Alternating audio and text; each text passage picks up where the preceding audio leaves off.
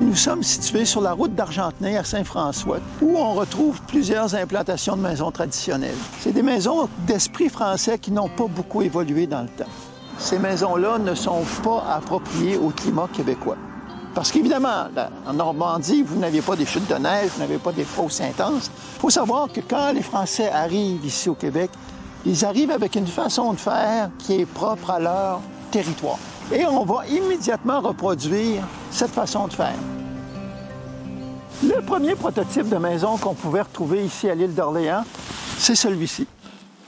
C'est vraiment la maison de poupée, mais adaptée à une petite famille qui commence à fonder un pays.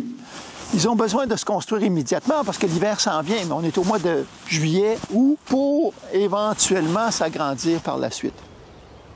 La maison qui est derrière moi, probablement date du début du 17e siècle. Vous voyez la pente de toit, très pentue. 2 fenêtres d'un côté, une fenêtre de l'autre. Alors, il n'y a pas d'équilibre. Et la maison, regardez, elle est très assise au sol. Moi, je dirais que c'est une maison qui est un peu recroquevillée sur elle-même. Elle a peur du froid. Et elle a bien raison d'avoir peur du froid parce qu'elle n'est pas isolée. La pierre, vraiment, n'aide pas à la conservation de la chaleur. Lorsqu'on va réussir à domestiquer un peu le système de chauffage, en installant des poêles, des tuyaux, on va maîtriser un peu mieux la chaleur de la maison. Tout ça a permis d'éventuellement développer une architecture qui est beaucoup plus adaptée à son milieu et qui est beaucoup plus prête à faire face à l'hiver rigoureux que nous avons ici. Cette maison québécoise-là est caractéristique parce qu'elle s'adapte au climat. Et les gens ont vécu quand même presque une centaine d'années avant d'arriver à la conception de cette maison-là.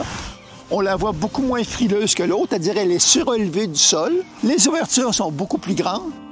On utilise un bois parce qu'on a du bois en abondance partout au Québec. On arrive avec des pièces sur pièces de presque 10 pouces de large. Et ensuite, on met un brandy de chaque côté des pièces sur pièces. Et à l'intérieur, on met une planche de bois à l'horizontale. Donc vraiment, on a plusieurs couches. Mais c'est une maison qui résiste au plus grand froid et au plus grand vent.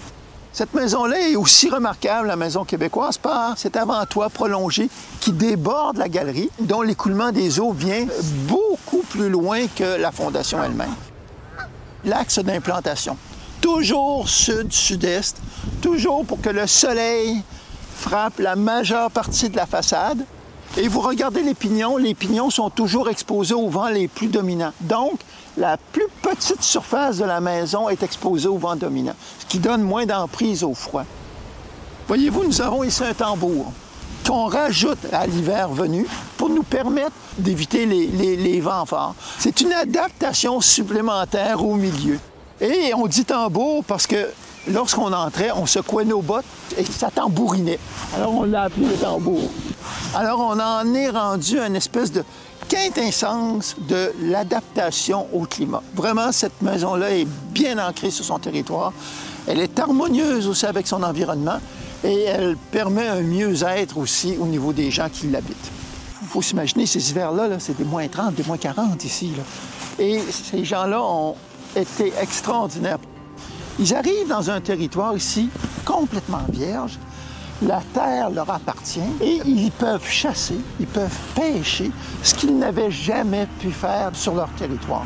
Alors pour eux autres, malgré le contexte difficile du climat, ils sont dans une espèce de paradis.